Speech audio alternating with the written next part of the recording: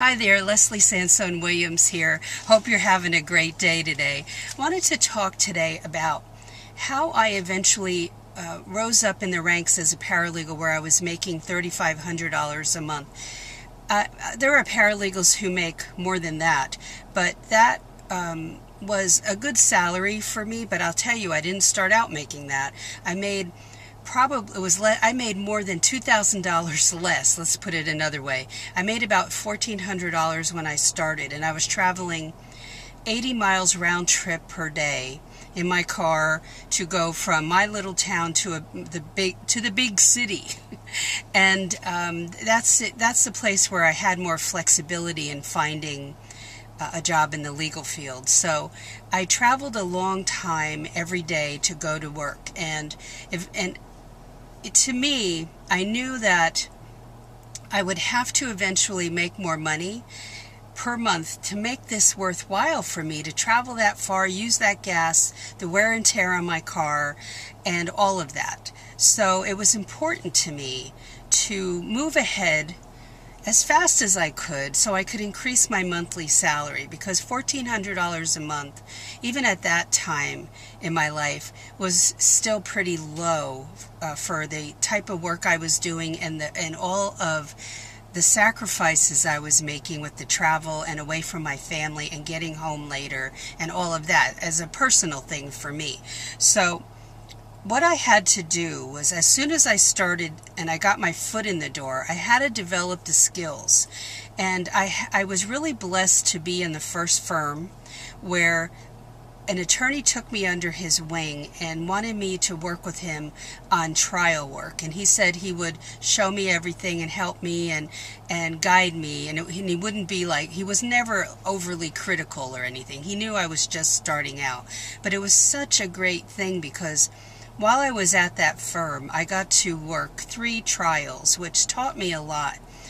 I got to understand and learn what interrogatories were, what was discovery. I did all the filing, so I saw these documents every day. Request for production, what is that? And I wasn't understanding some of the terminology, so I took it upon myself to go to the local college and take a course, 2 courses. One was in legal terminology and another one was legal secretary office management. So I thought, both of those should cover some areas that I know nothing about, which they did.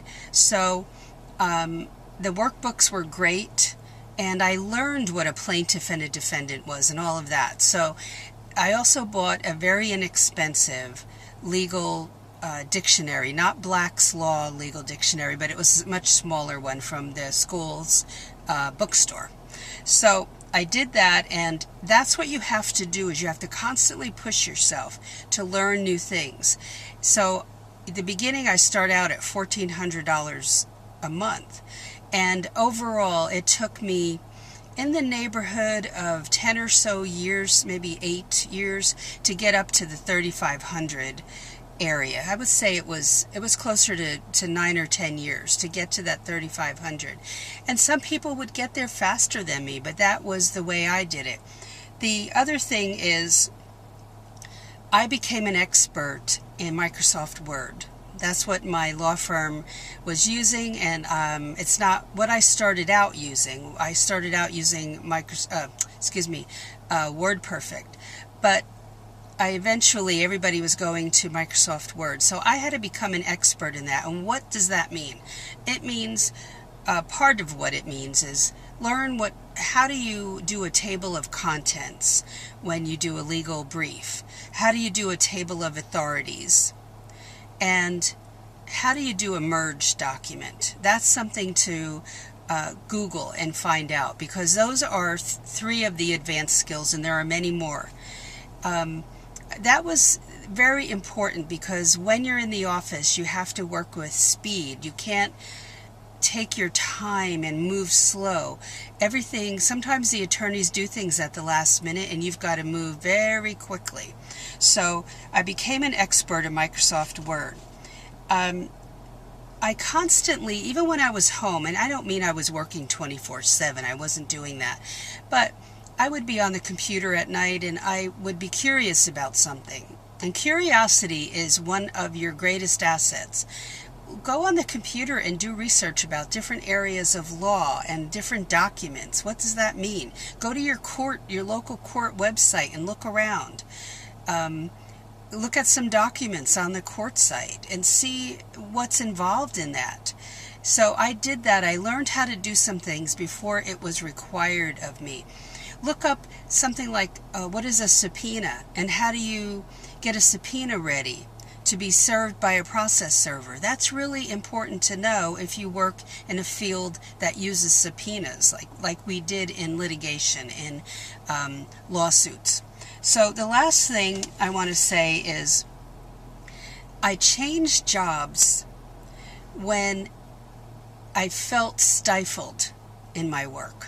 I felt stifled in my career. And if I wasn't being used the way I wanted to be used as a paralegal, or at one point one law firm changed me to another attorney who didn't even use his assistant as a paralegal. What he needed was a legal secretary. He didn't want me to do paralegal work, which is different from doing legal secretarial work. Overall, it is.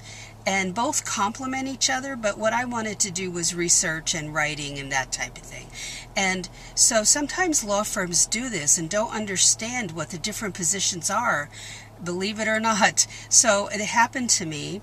And another firm that I was at, they decided that they would not give me much of a raise, even though I was doing good work. My attorneys were happy with my work. So my review was great, but they weren't giving me that much of a raise, and nobody got bonuses that year. And so I felt like it was very stagnant. And I decided after being there for 2 years and hoping that things would change, it didn't. And one of my wonderful attorneys left to go work for the government. And so it was a good time to switch. And I went to work for a law firm down the street, and I gave myself a $7,000 raise. And it was important for me because I was supporting my family. So sometimes you have to take the bull by the horns and make a change so that you can make more money. And I was brave when I would ask for a salary that was above what I was currently making. And I had to go for it and not be afraid. But that's how, step by step, by increasing my knowledge, not being afraid to leave when it wasn't good at the law firm anymore and it was going stale. I needed to move and not be afraid of that and jump over those fear hurdles. Well, those are some ideas on how you can just step by step over a process of years increase your salary. But you have to be able to offer something to the law firm. You have to be able to say, I know how to do XYZ. Here's a list of all the things I know how to do. And it's important because you have to become a salesman and sell your skills to the next law firm. So that's it for today. Click below. I'll give you a link to my website because there's some free podcasts there and articles that are interesting, that I believe are interesting, that you would like and enjoy. So have a great day, and I'll talk to you soon. Bye-bye.